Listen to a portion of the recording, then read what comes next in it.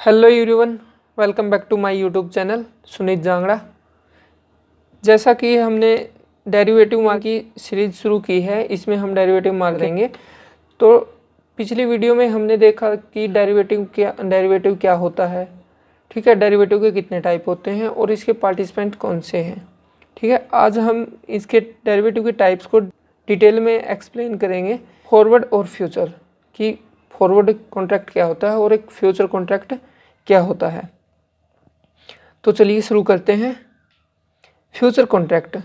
A forward contract is an agreement between two parties to exchange an assets for cash predetermine future date for a price that is specified today. मतलब जो एक forward contract होता है वो एक agreement होता है दो पार्टीज के बीच में, ठीक है, किसके, अपनी एसेट्स को कैश में एक्सचेंज करने के लिए, ठीक है, जो प्री डिटरमाइन, जो पहले से निर्धारित है, फ्यूचर डेट और प्राइस होता है, ठीक है, जिसको हम आज ही डिसाइड कर देते हैं कि हम फ्यूचर में जाकर कि ये कॉन्ट्रैक्ट किया है और इसको 3 महीने बाद क्या करेंगे, इसकी एक्सचेंज करेंगे या इसको एक्सरसाइज करेंगे, ठीक है। ये होता है फॉरवर्ड कॉन्ट्रैक्ट और ये नॉन स्टैंडर्डाइज होता है, ठीक है। A future contract is a standardize forward contract. जो एक फ्यूचर कॉन्ट्रैक्ट होता है वह एक स्टैंडर्डाइज फॉरवर्ड कॉन्ट्रैक्ट होता है, ठीक है। यदि हम किसी फॉरवर्ड कॉन्ट्रैक्ट को स्टैंडर्डाइज कर दें, उसको निश्चित कर दें या उसके परिमाप निर्धारित कर दें तो क्या हो जाएगा, एक फ्यूचर कॉन्ट्रैक्ट बन जाता है, ठीक है। वैसे देखने में दोनों सेम लगते हैं, ज़्यादा डिफरेंस नहीं है इसमें, बस डिफरेंस इतना है, एक स्टैंडर्डाइज होता है और एक नॉन स्टैंडर्डाइज होता है, ठीक है। चलो अब डिफरेंस देखते हैं। Difference between forward and future contract की, मतलब फॉरवर्ड और फ्यूचर कॉन्ट्रैक्ट में क्या डिफरेंस है। तो सबसे पहले forward traded over the counter, ठीक है। जो फॉरवर्ड कॉन्ट्रैक्ट में ट्रेडिंग की जाती है वो ओवर द काउंटर होती है, दो पार्टी आमने सामने आती हैं और वो क्या कर देती हैं, ट्रेड कर देती हैं। इसके अदर साइड यदि हम फ्यूचर की बात करें तो इसमें जो ट्रेडेड होती है वो एक्सचेंज के थ्रू होती है, कि कोई जब भी कोई कॉन्ट्रैक्ट होता है वो किसी स्टॉक एक्सचेंज के थ्रू होता है, ठीक है। फॉरवर्ड कॉन्ट्रैक्ट में कोई सेकेंडरी मार्केट नहीं होती कि हमने एक बार कॉन्ट्रैक्ट कर लिया तो हम उस कॉन्ट्रैक्ट को उसके एक्सरसाइज होने तक उसको कि दोबारा नहीं सेल कर सकते, ठीक है। उसकी डिलीवरी लेने के बाद फिर कोई अलग कॉन्ट्रैक्ट कर सकते हैं। और इसके अलावा यदि हम फ्यूचर की बात करें तो फ्यूचर में सेकेंडरी मार्केट एग्जिस्ट करती है कि हमने किसी से कॉन्ट्रैक्ट किया है तो उसके बाद जब हमें उससे डिलीवरी से पहले भी हम क्या कर सकते हैं, किसी और के साथ कॉन्ट्रैक्ट करके उसी एसेट को यानी उसी अंडरलाइन एसेट्स को क्या कर सकते हैं, किसी और के साथ कॉन्ट्रैक्ट करके उसको बेच सकते हैं। इसमें सेकेंडरी मार्केट की क्या होती है, अवेलेबिलिटी होती है। फिर forward contract is non standardize contract. जो फॉरवर्ड कॉन्ट्रैक्ट होते हैं उनका कोई स्टैंडर्ड फिक्स नहीं होता कि हमें इतनी क्वांटिटी लेनी है और इतने प्राइस में लेनी है, तो मतलब ये सब डिसाइड नहीं होते। ये सब आमने सामने जब पार्टी आती है, ओवर द काउंटर होता है, तब आकर वो डिसाइड कर लेते हैं। उसमें कितना भी कर सकते हैं, जितनी उनकी मतलब अकॉर्डिंग टू उनकी नीड के अनुसार जो उनको अच्छा लगे उतना क्या कर सकते हैं, उसके स्टैंडर्ड डिसाइड कर सकते हैं। लेकिन इसके अलावा यदि हम फ्यूचर की बात करें तो फ्यूचर में हम देखते हैं कि जो कॉन्ट्रैक्ट होता है वो स्टैंडर्डाइज कॉन्ट्रैक्ट होता है। स्टैंडर्डाइज कॉन्ट्रैक्ट से मतलब होता है कि इसमें जो भी कॉन्ट्रैक्ट होगा उसकी जो क्वांटिटी है, ठीक है, उसकी क्वालिटी है, जो कमोडिटी की हो गई, ठीक है, या जो सिक्योरिटी हो गई, तो इसकी सब कुछ डिसाइड किसके द्वारा किया जाता है, स्टॉक एक्सचेंज के द्वारा डिसाइड किया जाता है कि इसमें मतलब मिनिमम इतनी क्वांटिटी ही आप ले सकते हो, कि कम से कम इतनी, यदि आप कॉन्ट्रैक्ट करने जा रहे हो तो मिनिमम आपको एक लॉट तो लेना पड़ेगा, मैक्सिमम आप कितना ही ले सकते हैं, जितना आपकी मर्जी हो। अब आता है फॉरवर्ड कॉन्ट्रैक्ट। फॉरवर्ड कॉन्ट्रैक्ट होता है मोर क्रेडिट रिस्क। जो फॉरवर्ड कॉन्ट्रैक्ट में जो क्रेडिट रिस्क है वो बहुत ज़्यादा होता है। वो ऐसा क्यों होता है कि क्योंकि ये किसी स्टॉक एक्सचेंज यानी किसी ब्रोकर के थ्रू नहीं किए जाते हैं। जब पार्टी आमने सामने आती है तो बाद में उससे वो मना भी कर सकती है और इसका हम कुछ लीगली एक्शन नहीं ले सकते हैं फॉरवर्ड कॉन्ट्रैक्ट में, ठीक है। इसके अलावा यदि हम फ्यूचर की बात करें तो इसमें लेस क्रेडिट रिस्क होता है। इसमें जो हमारा स्टॉक एक्सचेंज होता है वो एज ए मीडिएटर के तौर पर काम करता है और दोनों की जिम्मेवारी लेता है कि जो हमारा सेलर होता है उसको एसेट्स बेचनी पड़ेगी और जो हमारा बायर होता है उसको जो एक्सरसाइज डेट है उस पर एसेट्स खरीदनी ही पड़ेगी। ठीक है, जो फिर आगे आता है सेल्फ रेगुलेटरी। जो हमारा फॉरवर्ड कॉन्ट्रैक्ट होता है वो सेल्फ रेगुलेटरी होता है, मतलब बायर और सेलर मिलकर डिसाइड करते हैं जो भी उसकी रूल रेगुलेशन होगी। और इसके अदर साइड यदि हम फ्यूचर की बात करें तो फ्यूचर में रेगुलेटेड बाय होता है सेबी और आरबीआई।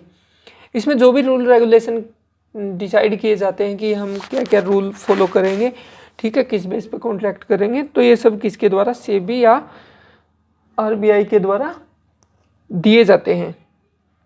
फॉरवर्ड में most of contract settle before the delivery date. ठीक है, जो फॉरवर्ड कॉन्ट्रैक्ट होता है यदि उनको लगता है कि उनको पहले ही जो एक्सपायर डेट होती है उससे पहले ही उनको क्या कर लेनी चाहिए, एक्सरसाइज कर लेना चाहिए, तो वो दोनों अपनी सहमति बनाकर उसको उस एक्सरसाइज डेट से पहले भी कर सकते हैं। लेकिन फ्यूचर कॉन्ट्रैक्ट में ऐसा नहीं होता है। फ्यूचर कॉन्ट्रैक्ट में सेटल ओनली स्पेसिफाइड डेट, जो स्टॉक एक्सचेंज के द्वारा डेट डिसाइड कर दी जाती है कि आपका कॉन्ट्रैक्ट 3 महीने का है, तो 3 महीने बाद ही जो हमारी एक्सरसाइज डेट होगी उसी पर हमें क्या करनी पड़ेगी, डिलीवरी लेनी पड़ेगी। आगे आता है फ्यूचर टर्मिनोलॉजी। मतलब किसी भी चीज़ के बारे में यदि हम जानना चाहते हैं तो हमें सबसे पहले उसकी टर्म एंड कंडीशन का पता होना चाहिए। जैसे कि हम इंश्योरेंस के बारे में बात करें तो इंश्योरेंस पॉलिसी लेने से पहले भी हमें उसकी टर्म एंड कंडीशन पढ़ लेनी चाहिए। ठीक है, इसी प्रकार यदि हम किसी भी इसकी कॉन्ट्रैक्ट की बात करते हैं तो फ्यूचर कॉन्ट्रैक्ट की बात करते हैं तो इसमें जो भी टर्म यूज़ की जाती है हमें उसका पता होना चाहिए कि इस टर्म से ये मतलब होता है, तभी हम इसको अच्छे से समझ पाएंगे। तो चलिए देखते हैं इसमें क्या क्या टर्मिनोलॉजी है। सबसे पहले है सपोर्ट प्राइस। सपोर्ट प्राइस होता है जो करंट मार्केट प्राइस होता है उसको ही सपोर्ट प्राइस बोला जाता है। ठीक है, जैसे कि आज कोई कॉन्ट्रैक्ट हो रहा है तो आज का सपोर्ट प्राइस क्या होगा, जो आज मार्केट में जो चल रहा है वही उसको क्या होगा, सपोर्ट प्राइस होगा। नेक्स्ट है फ्यूचर प्राइस। फ्यूचर प्राइस इसमें सबसे मेन है, क्योंकि जब भी हम कॉन्ट्रैक्ट करते हैं तो फ्यूचर में करते हैं, तो हमें अब फ्यूचर में पता लगाना होता है कि हम उसको कितने प्राइस पर लेंगे। ठीक है, मतलब हमने कोई 3 महीने का कॉन्ट्रैक्ट किया तो उसमें हमें ये देखेंगे कि 3 महीने बाद हम इसको कितने रुपए में खरीदेंगे। मान लो 150 रुपये में खरीदेंगे 3 महीने बाद, आज उसका 100 रुपीज़ चल रहा है, तो इसी को क्या बोला जाता है, फ्यूचर प्राइस बोला जाता है। आगे है कॉन्ट्रैक्ट साइकिल। जो मेनली इंडिया में डेरिवेटिव के कॉन्ट्रैक्ट होते हैं वो 1 मंथ, 2 मंथ और मैक्सिमम 3 मंथ के लिए होता है। ठीक है, 3 मंथ के लिए होता है और ये प्रत्येक मंथ के लास्ट वीरवार को इसका सेटलमेंट किया जाता है और इसी को ही कॉन्ट्रैक्ट साइकिल बोला जाता है कि हमने 1 महीने के लिए कॉन्ट्रैक्ट किया है, 2 के लिए किया है या 3 के लिए किया है, और उसके जितने महीने के लिए किया है उस मंथ के लास्ट में क्या हो जाएगा, लास्ट वीरवार को हमारा सेटलमेंट हो जाएगा। फिर है एक्सपायर डेट। एक्सपायर डेट वो डेट होती है जिस पर हमारे कॉन्ट्रैक्ट को एक्सरसाइज करेंगे। फिर कॉन्ट्रैक्ट साइज। जब हम किसी स्टॉक एक्सचेंज के थ्रू क्या करते हैं, कॉन्ट्रैक्ट करते हैं, तो उसमें स्टैंडर्डाइज होता है, उसमें सबसे मतलब सब कुछ फिक्स होता है कि मतलब कितना साइज होगा उसका। साइज से यहाँ हमारा मतलब है कोई भी सिक्योरिटी खरीदते हैं हम तो उसमें फिक्स होता है कि हमें कम से कम यदि कॉन्ट्रैक्ट करने के लिए 1 लॉट तो लेना ही पड़ेगा। यहाँ पर 1 लॉट का मतलब शेयर से नहीं है, लॉट का मतलब है जो नंबर ऑफ शेयर से, मतलब मिनिमम कितने शेयर हम ले सकते हैं, डिपेंड करता है ये मतलब सिक्योरिटी पे कि उसके कितना लॉट है चल रहा है। ठीक है, अलग अलग हो सकता है। मान लो एक सिक्योरिटी है उसको मान लो 30 शेयर का लॉट है तो हमें 1 लॉट लेने के लिए 30 शेयर खरीदने पड़ेंगे। ठीक है, इसको कॉन्ट्रैक्ट साइज बोला जाता है। Initial margin. इनिशियल मार्जिन होता है जब भी हम कोई भी व्यक्ति बायर और सेलर फ्यूचर कॉन्ट्रैक्ट में इंटर करते हैं तो उनको एक मतलब ब्रोकर को एक सिक्योरिटी मतलब या एक प्रीमियम बोलो, प्रीमियम जमा करवानी पड़ती है। ठीक है, कि हम इस कॉन्ट्रैक्ट में इंटर करने के लिए ये प्रीमियम जमा करवा रहे हैं। ठीक है, जिससे क्या होगा, यदि बाद में वो उसको रद्द भी करते हैं तो वो प्रीमियम उनकी क्या हो जाएगी, जब्त हो जाएगी। ऐसे तो फ्री में किसी को कुछ भी नहीं देता, जैसे कि प्राइस की फ्लक्चुएशन चलती रहती है। अब मान लो प्राइस, हमें लगता है कि किसी चीज़ का प्राइस डाउन जाएगा, ठीक है, और हम आज इसकी वैल्यू मान लो 100 रुपये है और हमें लगता है कि फ्यूचर में क्या आएगा, डाउन आएगा, और हम फ्यूचर कॉन्ट्रैक्ट कर रहे हैं इसको बेचने का, मतलब सेल करने का, ठीक है। तो हम इसके लिए क्या करना पड़ेगा, प्रीमियम पे करनी पड़ेगी, ठीक है, क्योंकि डाउन जा रहा है। और ऐसे तो है नहीं बगैर किसी प्रीमियम के कोई भी ऐसे कॉन्ट्रैक्ट कर लेगा कि 3 महीने बाद भी मैं इसको 100 रुपये में खरीद लूँगा। तो उसके लिए हमें कुछ ना कुछ मार्जिन देना पड़ता है, जिसके कारण हमारा कॉन्ट्रैक्ट एग्जिस्ट होता है, ठीक है। इसी को क्या बोला जाता है, इनिशियल मार्जिन बोला जाता है। नेक्स्ट है मार्केटिंग टू मार्केट। जो करंट में सिक्योरिटी मार्केट में क्या होता है कि जब हम कोई भी फ्यूचर कॉन्ट्रैक्ट करते हैं ना, तो उसमें फ्यूचर प्राइस डिसाइड तो कर लिया जाता है, ठीक है, फ्यूचर प्राइस डिसाइड कर लिया जाता है। जैसे जैसे हम मार्केट में हमारे दिन कम होते जाते हैं तो वैसे वैसे मार्केट में फ्लक्चुएशन भी होती चलती रहती है, और वो डे टू डे और प्रत्येक डे के लास्ट में हमें ये बता देता है कि हमारा जो कॉन्ट्रैक्ट था, ठीक है, वो आज की डेट में हम लॉस में चल रहे हैं या प्रॉफिट में, ठीक है। जो आज का जो प्राइस था, last trade LTD, last traded price market का, ठीक है, जो हमारे 3 महीने बाद कॉन्ट्रैक्ट प्राइस है, उस प्राइस से ये डाउन है या अपर है, मतलब हम प्रॉफिट में हैं या लॉस में हैं, इससे हमें ये पता चलता है। नेक्स्ट आता है मेंटेनेंस मार्जिन। मेंटेनेंस मार्जिन होता है कि जब कोई भी व्यक्ति फ्यूचर कॉन्ट्रैक्ट में इंटर करते हैं ना, तो उसमें उनको सबको एक प्रॉपर इनिशियल मार्जिन पे करना पड़ता है, ठीक है। तो जब जिस टाइम वो इंटर करते हैं कॉन्ट्रैक्ट में, तो उनके अकाउंट में जो एक इनिशियल मार्जिन की लिमिट है, मान लो 500 रुपये है, तो वो फिक्स होनी चाहिए कि उससे कम अमाउंट नहीं होना चाहिए। यदि उससे कम अमाउंट है तो वो उसको मंगवा सकते हैं, और उसको पूरा करने के बाद ही क्या करेंगे, फ्यूचर कॉन्ट्रैक्ट में एंट्री देंगे। नेक्स्ट हम देखते हैं कि टाइप ऑफ फ्यूचर कॉन्ट्रैक्ट। जो हमारा फ्यूचर कॉन्ट्रैक्ट होता है वो कितने टाइप का होता है। मेनली जब हम फ्यूचर कॉन्ट्रैक्ट की बात करते हैं तो ये मेनली 2 टाइप का होता है, कमोडिटी फ्यूचर्स और फाइनेंशियल फ्यूचर्स। कमोडिटी फ्यूचर वो होता है जब हम कोई भी फ्यूचर कॉन्ट्रैक्ट करते हैं वो कमोडिटी में करते हैं, जैसे गोल्ड हो गया, सिल्वर हो गया, कोई भी वस्तु, ठीक है, जिसको लेकर हम ट्रांजैक्शन करेंगे या कॉन्ट्रैक्ट करेंगे, ठीक है। यदि हम वस्तु में करते हैं तो उसको क्या बोला जाता है, कमोडिटी फ्यूचर बोला जाता है। इसके अलावा सेकंड आता है फाइनेंशियल फ्यूचर। फाइनेंशियल फ्यूचर आगे 3 प्रकार का होता है, interest rate future, stock index future और currency future. Interest rate future होता है जब हम कोई भी कॉन्ट्रैक्ट करते हैं वो स्टॉक, सिक्योरिटी या बॉन्ड्स में होता है, तो उसके ट्रांजैक्शन को क्या बोलते हैं हम, इंटरेस्ट रेट फ्यूचर बोला जाता है। नेक्स्ट है स्टॉक इंडेक्स फ्यूचर। जो हमारा स्टॉक मार्केट में इंडेक्स होता है, जो पॉइंट होते हैं वो अप डाउन होते रहते हैं, ठीक है, और इसमें भी क्या होता है, हम फ्यूचर कॉन्ट्रैक्ट होता है। जैसे कि हम ये मान के करते हैं कि 3 महीने बाद तो 500 पॉइंट इंक्रीज हो जाएगी हमारी मार्केट, ठीक है। जो निफ्टी है 3 महीने बाद क्या हो जाएगा, 500 पॉइंट से इंक्रीज हो जाएगा, ठीक है। तो ये पॉइंट में जो हम कॉन्ट्रैक्ट करेंगे तो उसको क्या बोला जाता है, स्टॉक इंडेक्स फ्यूचर बोला जाता है। इसका थर्ड पॉइंट आता है करेंसी फ्यूचर।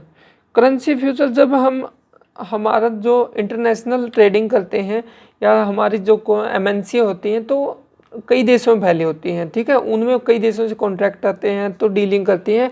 जब ऐसा तो नहीं है कि मतलब जब डील करते हैं उसी टाइम पैसा मिल जाता है, तो उसमें टाइम लगता है, 2 या 3 महीने का, 3-4 महीने का, जितना भी है। तो जब हम अपने प्रोडक्ट को बेचते हैं उस टाइम तो कुछ और प्राइस होता है, यानी जो हमारी फॉरेन करेंसी एक्सचेंज रेट है वो चेंज होती रहती है, ठीक है। तो उस टाइम वो कुछ और थी और 3 महीने बाद जब हमारी पेमेंट आई तो वो कुछ और थी, चेंज हो गई।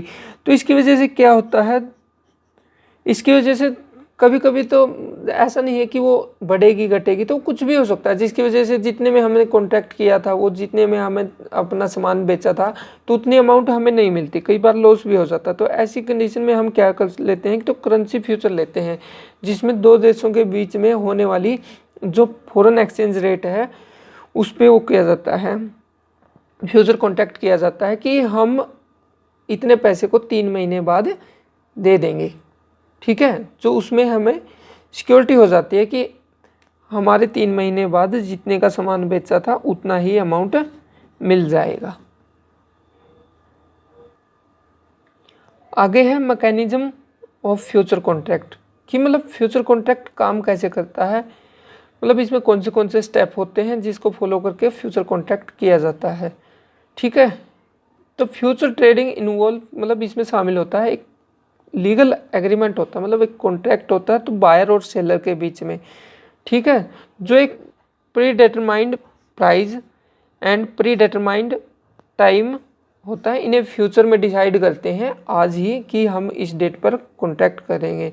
ठीक है, the underlying of the derivative can be A commodity और ए फाइनेंशियल इंस्ट्रूमेंट। जो अंडरलाइंग एसेट के बारे में बात की जाती है वो कुछ भी हो सकती है, वो डेरिवेटिव में वो कमोडिटी भी हो सकती है, वो फाइनेंशियल इंस्ट्रूमेंट भी हो सकती है। कमोडिटी में हम क्या लेते हैं, कमोडिटी में गोल्ड हो गया, सिल्वर हो गया, कोई भी मतलब वीट हो गया, कुछ भी हो सकता है, कोई भी वस्तु।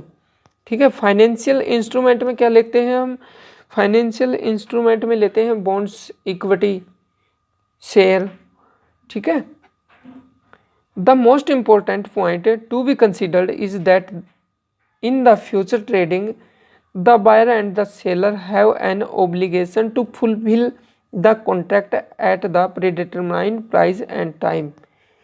तो सबसे महत्वपूर्ण बात फ्यूचर कॉन्ट्रैक्ट की ये है कि जब बायर और सेलर ने कोई कॉन्ट्रैक्ट कर लिया, ठीक है, कि हम फ्यूचर डेट में इसको कॉन्ट्रैक्ट करेंगे, तो बायर और सेलर दोनों का क्या हो जाता है, ओब्लिगेशन हो जाता है और उन दोनों को फुलफिल करना पड़ता है।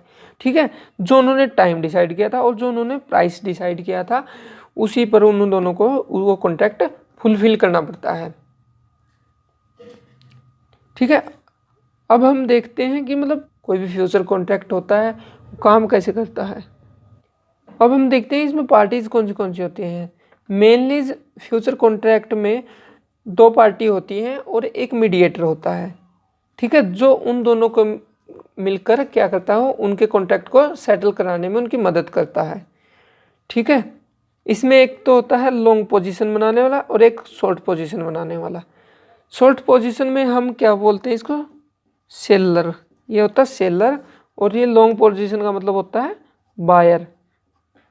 कोई भी किसी भी चीज़ को खरीद के लंबे समय तक रखेगा तो उसको लॉन्ग पोजीशन बोला जाता है, और ये बायर होता है। इसमें क्या होता है, ये मीडिएटर के तौर पर क्लियरिंग हाउस होता है जो इन दोनों के मिलकर कॉन्ट्रैक्ट को करवाता है और इसको फुलफिल करता है, मतलब इसको एक्सरसाइज करवाने की इसकी क्या होती है, जिम्मेवारी होती है। ठीक है, ये सेलर हो गया और ये बायर हो गया। सेलर क्या करता है, सेलर इसको क्लियरिंग हाउस को क्या करता है, अपनी एसेट्स दे देता है। ठीक है, फ्यूचर डेट पे। ठीक है, फिर क्लियरिंग हाउस इस एसेट को बायर को देता है और इससे बायर क्या कर देता है, इस एसेट के बदले इसको क्लियरिंग हाउस को मनी देता है, और ये इस मनी को अपना कमीशन काट कर, जो इन्होंने ट्रांजैक्शन किया इन बिटवीन, ये 3 महीने तक इसने गारंटी भी तो ली है कि ये कॉन्ट्रैक्ट करवाएगा। ठीक है, तो अपना कमीशन काट कर ये मनी को क्या कर देता है, इसको दे देता है, यानी उसको सेलर को दे देता है। ठीक है, और इस प्रकार ये एक्टिविटी चलती है।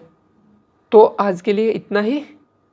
इसमें हमने देखा कि फ्यूचर कॉन्ट्रैक्ट क्या होता है और फ्यूचर कॉन्ट्रैक्ट और फॉरवर्ड कॉन्ट्रैक्ट में क्या डिफरेंस है, और फ्यूचर कॉन्ट्रैक्ट की टर्मिनोलॉजी क्या है और मैकेनिज्म क्या है, और फ्यूचर कॉन्ट्रैक्ट कितने टाइप का होता है।